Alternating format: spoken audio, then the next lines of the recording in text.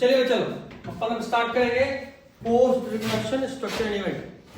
Last class में हमने बात करा था रिप्रोडक्शन जब स्टार्ट करे थे तो मेजरली 3 पार्ट में कवर अप हुआ था। पहले प्री फर्टिलाइजेशन जहां हमने फर्टिलाइजेशन का तैयारी करा, फिर फर्टिलाइजेशन जहां एक्चुअल फर्टिलाइजेशन हुआ, वो शादी वाला कहानी तो मिस कर दी। रिकॉर्डिंग देखी? आज ही आए, ठीक है, कल सुनेंगे, अगले क्लास में सुनेंगे हम जो रिकॉर्ड मिस करिए, टेस्ट होना हो ओरली सुनेंगे, ठीक है।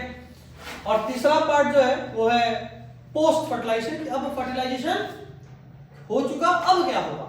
सबसे पहले इंडोस्पर्म बनेगा। याद करो कहानी में एक जो था, क्या नाम है, वो पोलर न्यूक्लियाई और सवाला तीनों मिलके बच्चा संभालने वाला काम रिजर्व फूड मटेरियल करता है। इंडोस्पर्म डेवलपमेंट प्रीसीड्स, एम्ब्रायो बनने से पहले इंडोस्पर्म बनता है। कारण भाई इसमें रिजर्व फूड है, एक बार अगर बच्चा बन गया तो उसको एनर्जी चाहिए होगा ना, तो इसलिए पहले इंडोस्पर्म बन जाता है, बाद में एम्ब्रायो बनता है। पहला तो ये। दूसरा पॉइंट, ये ट्रिप्लॉइड होता है, 3 यानी ट्रियन। कैसा होता है? ट्रिप्लॉइड टिश्यू, इसमें रिजर्व फूड होता है जो कि डेवलपिंग एम्ब्रायो यूज करेगा, ठीक है। तीसरा पॉइंट जो सबसे इंपॉर्टेंट है वो है free nuclear type. Free nuclear हम बताए थे, फ्री न्यूक्लियर डिवीजन का मतलब सेल डिवीजन होता जाएगा, साइटोकाइनेसिस नहीं होगा, यानी सेल वॉल नहीं बनेगा, अंत में सेल वॉल बनेगा। कभी नारियल पानी पिए? जो नारियल पानी है ना वो इंडोस्पर्म है। क्या है? इंडोस्पर्म। बहुत एनर्जेटिक होता है, सुने होंगे। अच्छा ये सुने होंगे जब आप जाते हो नारियल वाले के पास कि भाई एक लगाना, तो बोलता है आपको पानी चाहिए या खोआ चाहिए, मलाई।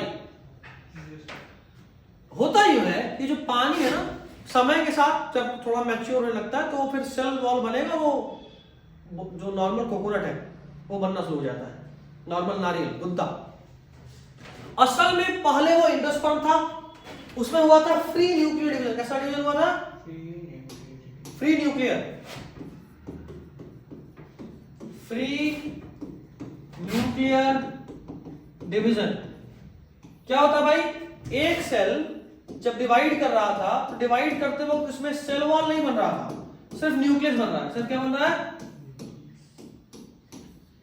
यानी इन सब डायग्राम में हम ये जो गोल वाला सेल और बीच में न्यूक्लियस दिखाए, ये नहीं होगा। ये हम आपको दिखाए कि ऐसा आप समझो होता क्या है, वो दिखा रहे हैं। होता क्या है वो दिखा रहे हैं। होता कुछ ऐसा है, न्यूक्लियस न्यूक्लियस डिवाइड करा, न्यूक्लियस न्यूक्लियस न्यूक्लियस न्यूक्लियस। बाद में जब ये वाला काम हो जाएगा तो बाद में इसके ऊपर सेल वॉल बन जाएगा, अब सेल बन जाएगा, ठीक। तो अभी नहीं, अभी जो डिवीजन है इसको बोलते हैं free nuclear division. Free nuclear division के बाद में इस पे ये होगा। अच्छा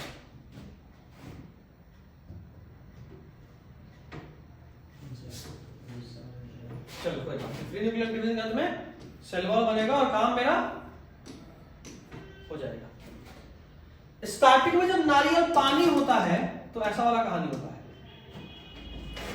बाद में जब ये फ्री न्यूक्लियर डिवीजन पूरा हो गया तो उसके चारों तरफ सेल वॉल बनेगा और ये किसमें कन्वर्ट हो जाएगा? नारियल में। समझ रहे? जब ऐसा कंडीशन आ गया तो गुद्दा बन गया, उसमें पानी नहीं मिलेगा। और जो पहले वाला कंडीशन था उसमें पानी मिलता, तो पानी में, नारियल पानी में सिर्फ न्यूक्लियस होता है, इसलिए उसमें बहुत ताकत होता है। सुनो कि डाब में बहुत ताकत होता है, यही कारण है, ठीक। अब सुनो, जो हम लोग यहां पढ़े उसी को जरा समझना। स्टार्टिंग में फ्री न्यूक्लियर होता है, यानी जो प्राइमरी इंडोस्पर्म न्यूक्लियस है उसमें सक्सेसिव डिवीजन होता है।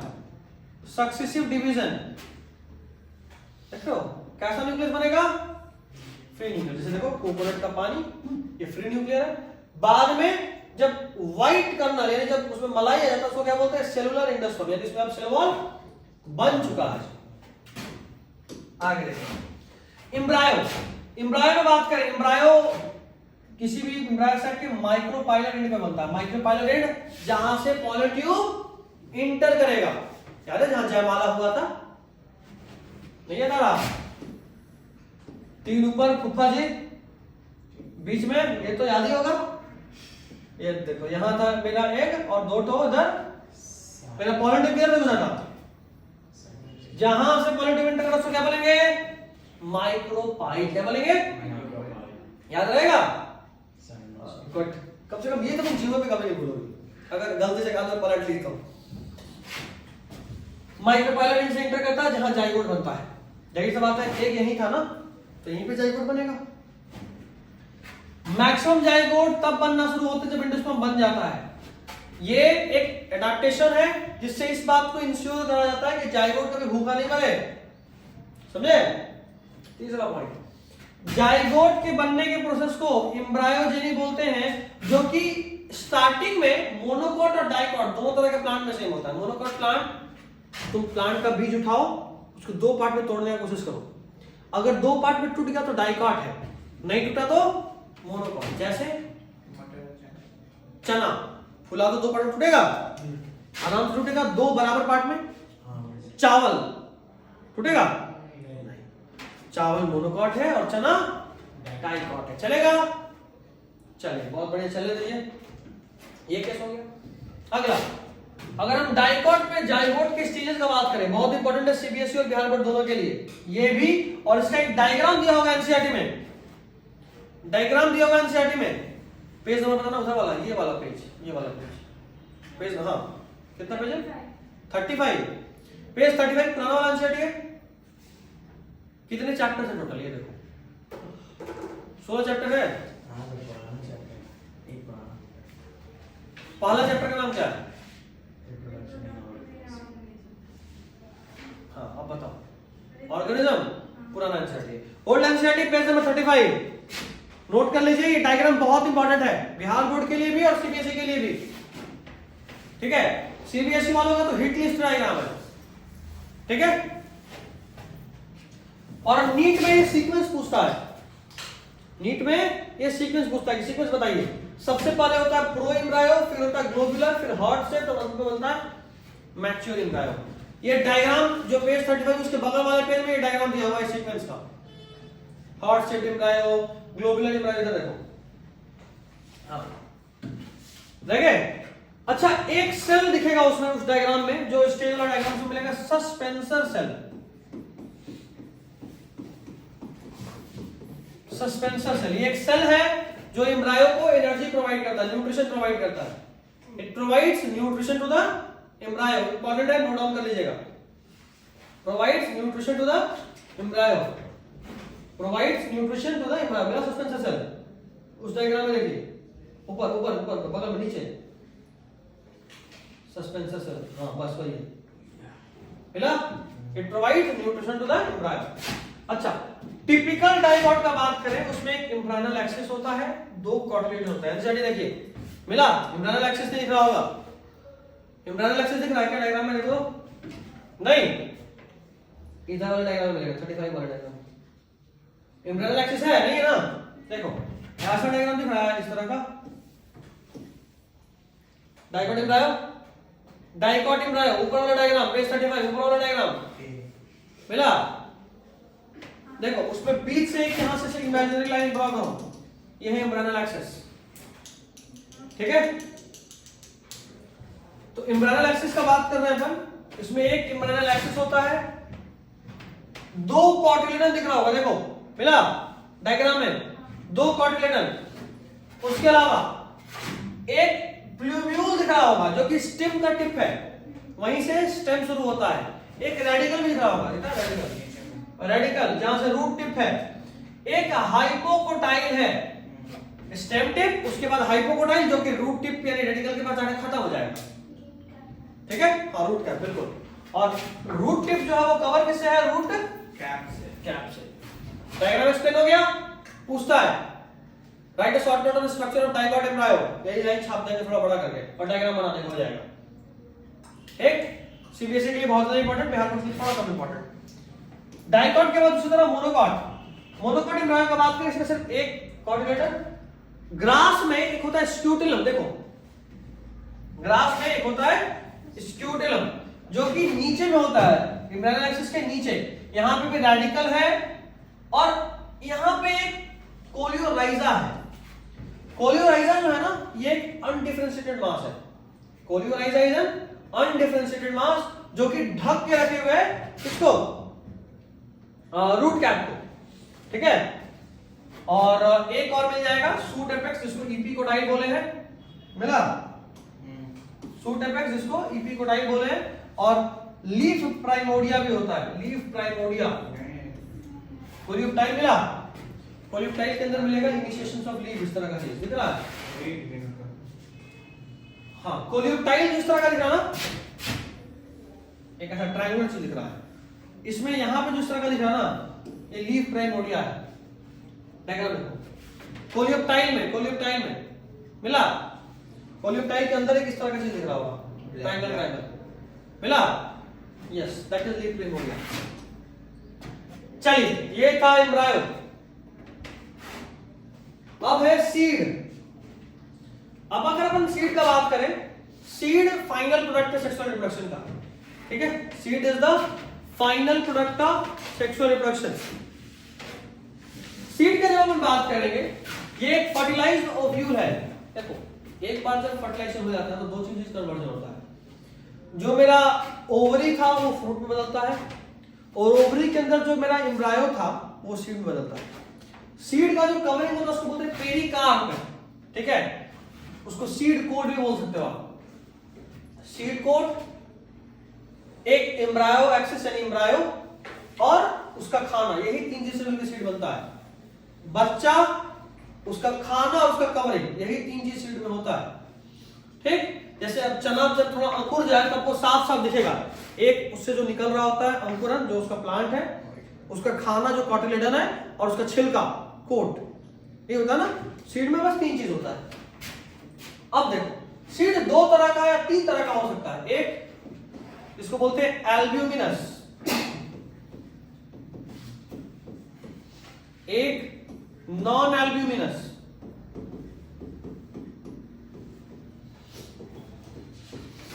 और एक पेरिस्पर्मिक।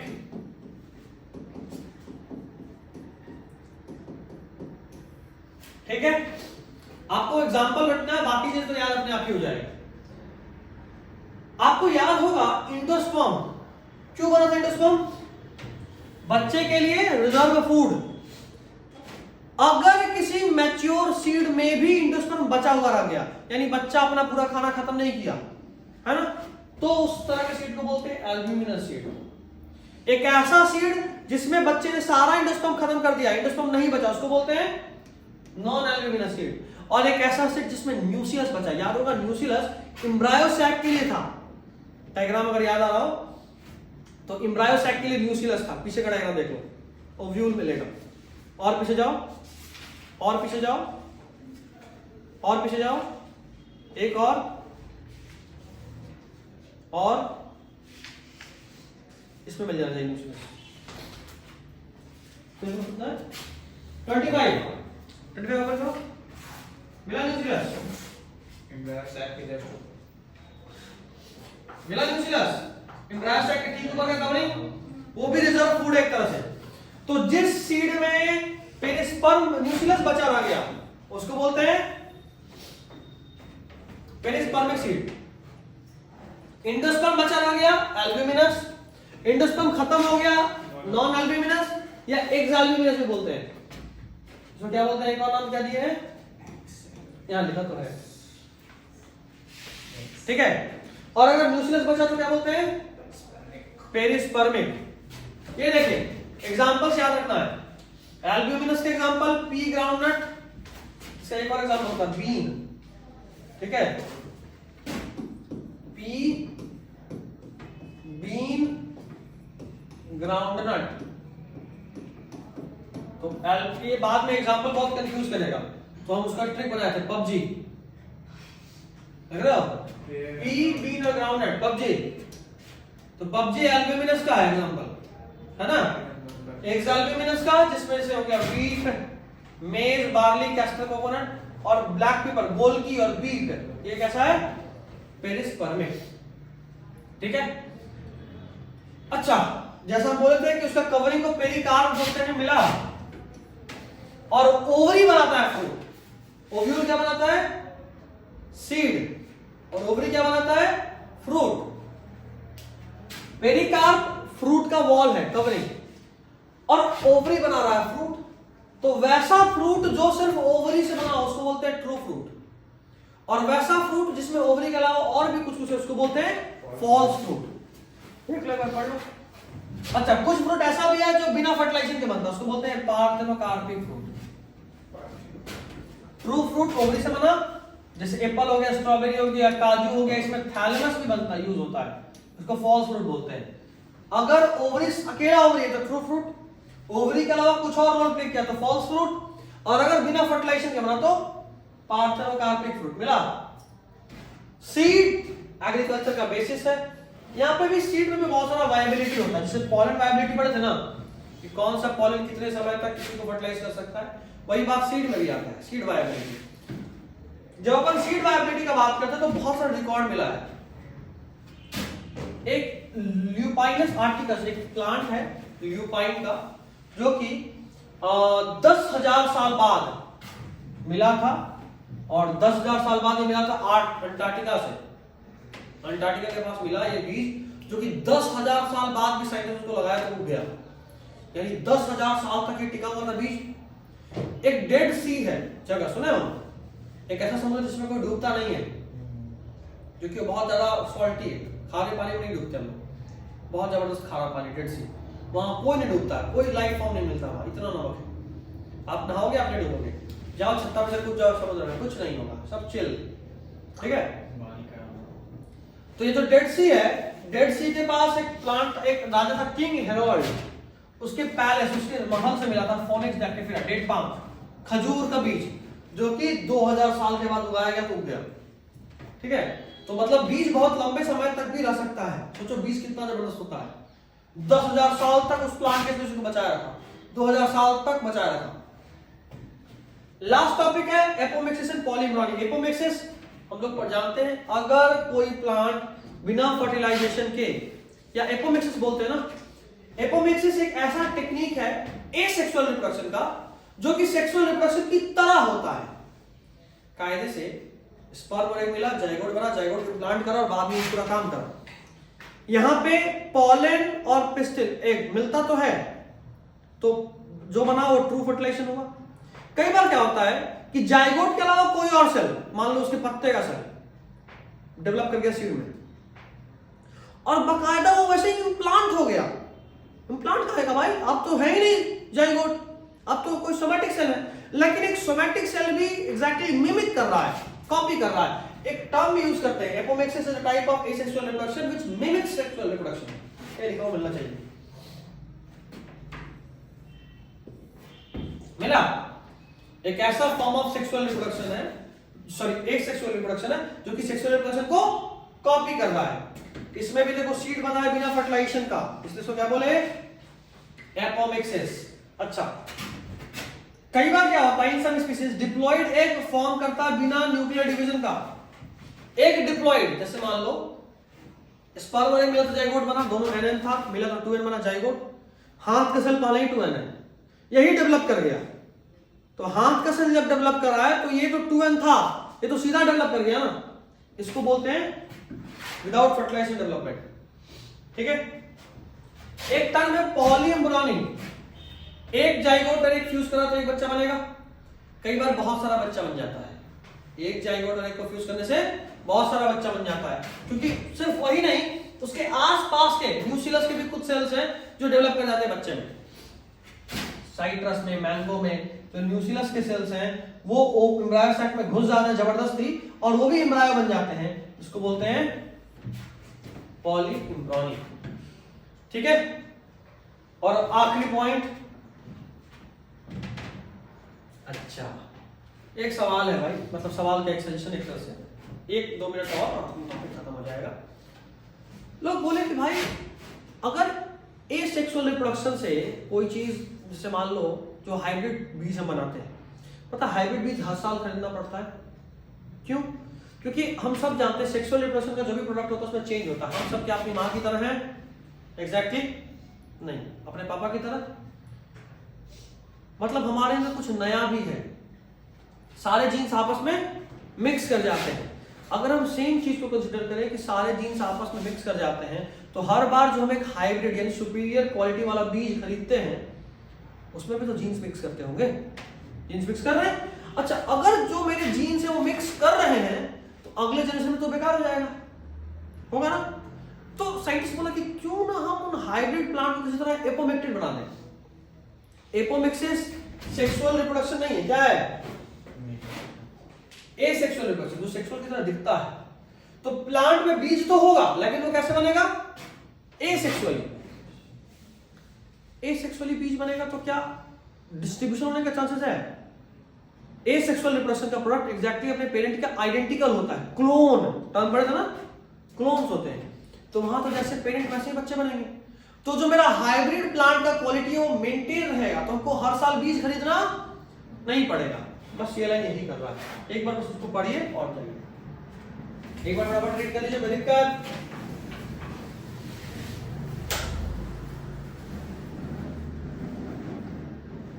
कोई दिक्कत? पक्का? चलिए जाइए फिर। This is all for today's class. Tata.